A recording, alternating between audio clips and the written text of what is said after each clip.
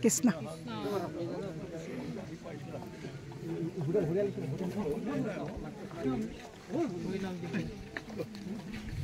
নিশ্চয়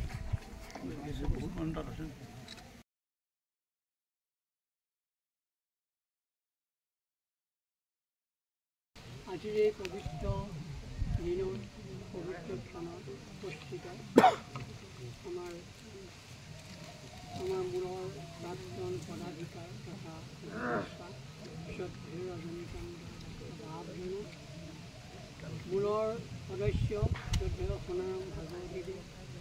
জিলাৰ সম্পাদক শ্ৰদ্ধেয় যুগল গগৈদেৱ আমাৰ মূলৰ আৰু আমাৰ শ্ৰদ্ধেয়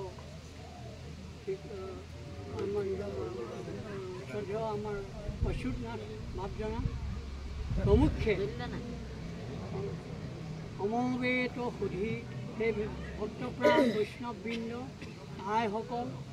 আৰু এই স্থানীয় আজি এই পঞ্চজন্য আঞ্চলিকৰ সমস্ত আই বাপ শিশুকে আদি কৰি সমস্তজনলৈ মই আজি এই পবিত্ৰ দিনত পবিত্ৰ ক্ষণত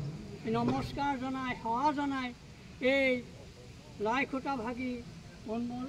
উন্মোচিত হোৱাৰ কথা ঘোষণা কৰিলোঁ আৰু ইয়াতে আমি সমবেত হৈ আজি গৰ্ব কৰিব পাৰোঁ যে আজি ৭২ সংখ্যক জিলাৰ অধিৱেশনৰ প্ৰথম প্ৰস্তুতি হিচাপে এই পঞ্চজন্য আঞ্চলিকৰ সৌজন্যত এক পবিত্ৰ মনেৰে এই আমাৰ এই জিলাৰ কাৰ্যসূচীবিলাক সমাপন কৰিবৰ কাৰণে আজিয়েই আমি চুক্তিবদ্ধ ঐক্যবদ্ধ হৈছোঁ আৰু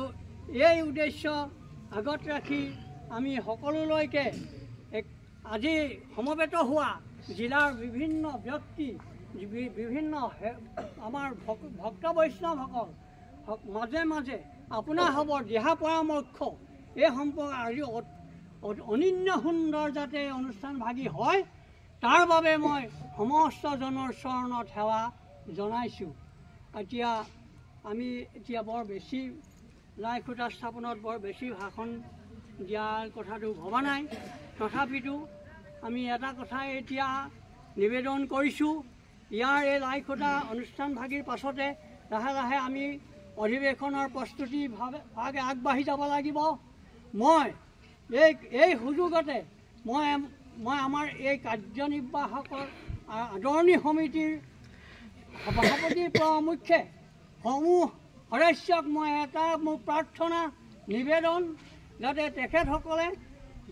যি ব্যৱস্থা গ্ৰহণ কৰিব সেই ব্যৱস্থা টকা পইচা সংগ্ৰহৰ পৰা বিভিন্ন অনুদান এইবিলাকৰ যেন তথ্যবিলাক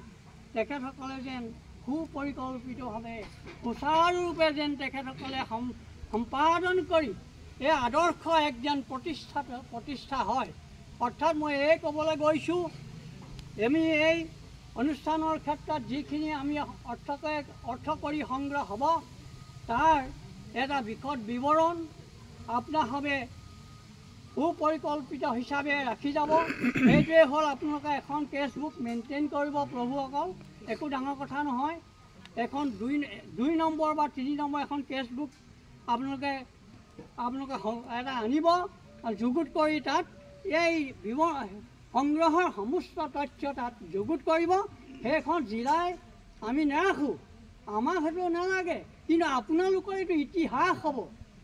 সেই কথাটোৱে আপোনালোকৰ ইতিহাস হ'ব, আমাক নালাগে। আমি আপোনালোকৰ ষ্টেটমেণ্টবিলাক আপোনালোকৰ প্ৰতিবেদনেই আমাৰ যথেষ্ট হ'ব সময়ত, কিন্তু আপোনালোকৰ এটা ইতিহাস সৃষ্টিৰ কাৰণে আজিৰ পৰা 10 বছৰৰ পাছত আপোনালোকে যে যদি সেই ষ্টেটুটৰী বুকবিলাক থাকি যায় তেতিয়াহ'লে আমাৰ সমস্ত আমাৰ অসমে এইটো আদৰ্শ গ্ৰহণ কৰিব বুলি মোৰ বিশ্বাস। আৰু মই মই ইয়াকে কৈ মই আৰু আপোনালোকৰ সুন্দৰ ভৱিষ্যত কামনা কৰি সকলোলৈকে মোৰ সেৱা জনাই মই মোৰ বক্তব্য সভাপতি হিচাপে বক্তব্য ইমানতে সামৰণি মাৰিছোঁ। কৃষ্ণ হৰি হৰি